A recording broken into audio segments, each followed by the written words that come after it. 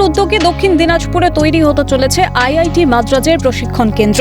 কেন্দ্রীয় সরকারের বিদ্যাশক্তি প্রকল্পের আওতায় ছাত্রছাত্রীদের অডিও ভিজুয়ালের মাধ্যমে শিক্ষাদানে উৎসাহিত করতে এই উদ্যোগ নেওয়া হয়েছে। বিভিন্ন রাজ্যে এই প্রকল্প শুরুও হয়েছে, তবে পশ্চিমবঙ্গে এই প্রথম। বালুরঘাট, গঙ্গারামপুর এবং বুনিয়াদপুরে আইআইটি মাদ্রাজের এই প্রশিক্ষণ কেন্দ্র তৈরি করা হবে। মঙ্গলবার বালুরঘাট ললিত মোহন আদর্শ উচ্চ বিদ্যালয় পরিদর্শনে যান আইআইটি মাদ্রাজের Vidyashakti global convener doctor Shiva Subramaniam. উপস্থিত ছিলেন শিক্ষা প্রতিমন্ত্রীর অতিরিক্ত ব্যক্তিগত সচিব অজয় সরকার। খতিয়ে দেখেন বিদ্যালয়ের পরিকাঠামো। हम बालूरघाट में 3 स्कूलों में विद्याशक्ति का कार्यक्रम शुरू करेंगे, जहां पे बच्चों के लिए साइंस और इंग्लिश को सिमुलेशन और गेमिफिकेशन के द्वारा हम उसे सिखाएंगे।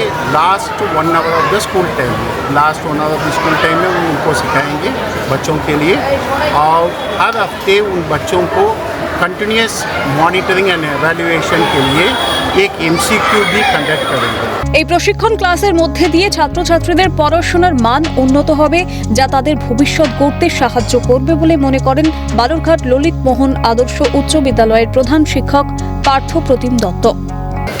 আমাদের এখানে মাদ্রাজ আইআইটি থেকে একটা ক্যাম্প করা হবে, যেটা বিষয় হলো ছাত্রদেরকে 6 থেকে 8 ক্লাস অবধি এখানে আইআইটি ক্লাস করাবে। আমাদের এই জেলার যে পিছিয়ে পড়া ছাত্রছাত্রী আছে তারা সামনের দিকে এগিয়ে যাবে এবং পরবর্তীকালে উঁচু ক্লাসের যে বিষয়গুলো আছে তারা সহজে সেইগুলোকে অনুধাবন করতে পারবেন।